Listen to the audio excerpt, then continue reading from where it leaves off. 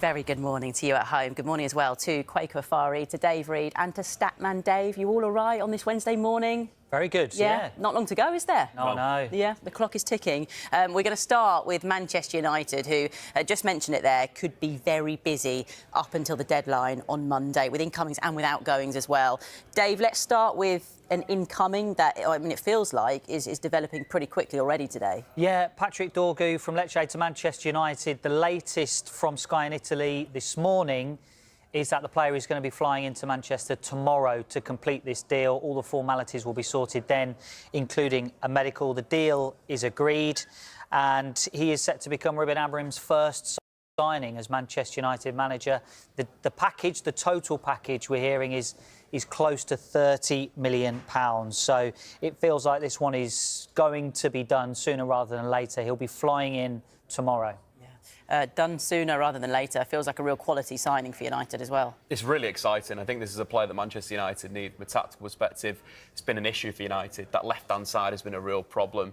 But we aren't going to go into the stats now because we've got some stats later on in the show. So I won't yes, dive you're going to, we're going to have to hold on. Tease for you, Stay with us, basically. Let's talk about potential outgoings then. Marcus Rashford, Alejandro Garnacho and Casemiro, all three of their futures sort of uncertain at the moment. Dave, let's start with Rashford. Reports that he and Ruben Amorim aren't actually even on speaking terms now. The reports in The Guardian, I think it was yesterday, saying that Amorim is only really speaking to him when he's actually kind of addressing the squad as a whole. How does this end then, come Monday? Yeah, I mean, what I would say is that it's not unusual for managers not to have close relationships with players.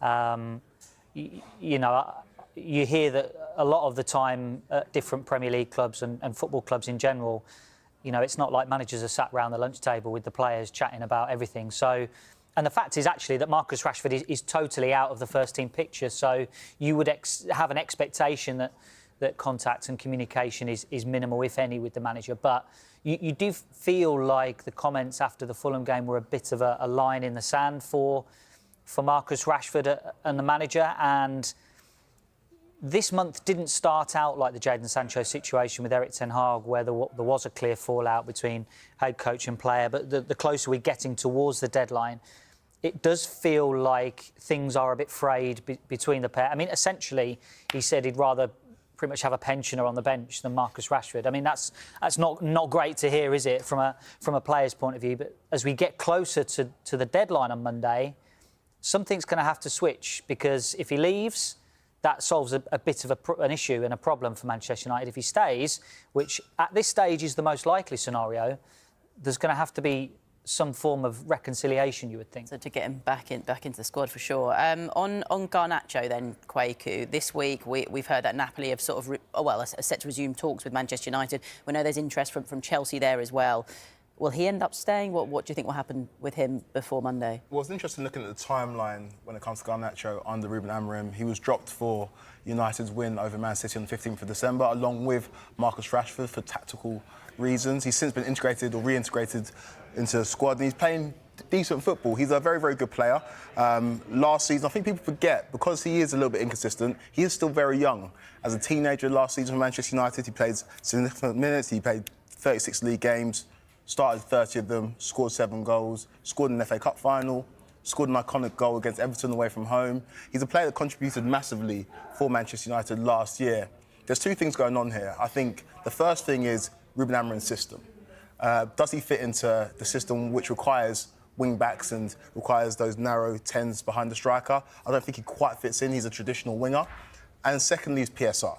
He's a homegrown talent. If they do recoup £60 million for him, it represents a lot of money which they can then go and spend on other players that maybe suits Amorim's system a little bit more. But if you think about Garnacho in terms of what he's contributed at such a young age, it's easy to forget how good he has been for Manchester United. Granted, he hasn't played the same style or same level football this season for United, but in a world that PSR didn't exist, I don't think they'd be entertaining selling Garnacho. But as things currently stand, he's one of their only sellable assets, so wouldn't be surprised to see him make a move in this window. Worth pointing out, Manchester United have got themselves into this position because of their own past mistakes in the transfer market, overpaying for players who haven't been good enough at Manchester United. So the reason that they're potentially having to move on a player with so much potential that could well turn out to be one of the best wingers in Europe, it's their own doing. Onto a player who's maybe at this sort of other end of his career, really, in Casemiro. We've heard this week that Roma want to sign him on loan until the end of the season. Does that sort of make sense for you? Because I know he'd been linked with clubs in Saudi at the beginning of the window. 100%. I think with Serie A, it's a little bit slower. Casemiro's big problem in the Premier League has been the transition. It's been tackling dribblers has been a key thing in terms of statistics. Has dropped off a bit. His rate in the Premier League is around 50% win rate. His first season was 14, that 51, 52 in the second season. If we look at Nemanja Matic, that's a great example. Another ageing midfielder, great on the ball, but struggled in the Premier League at the end of his career with tackling dribblers. His win rate was around 48%. That shot up to 58% when he moved to Serie A. In terms of Europe's top 5 leagues, it's the lowest league in terms of dribbles per game. So it's a situation that would suit Casemiro. It's a little bit of a slower league. He can use the experience. The system and setup will probably be a little bit better for him as well in terms of, you know, a bit more defensive-minded as well, not Manchester United having to dominate all the time. So it works for me, and it would work for Manchester United. As long as it works for you. That's all we've got to care about. How much is it to do with Amram's system? Again, he plays 2 midfielders. It doesn't provide protection for an aging midfielder like Casemiro. Say there were 3 in midfield, do you reckon Casemiro is still a player that could do a job in the Premier League? I don't think Amarin's ever going to go to that. And I think the requirements of those 2 8s or 2 6s, it's so box to box. They've got to be energetic. They've got to be able to jump up and drop down. Hence why Toby Collier's looks so good, because he provides energy, quality in the tackle, and that's something that Casemiro doesn't have quite now. You know, he would suit a 3-man midfield, absolutely, sitting there, allowing his teammates to do the running. But I think right now for Manchester United, energy in that area is so crucial. Yeah.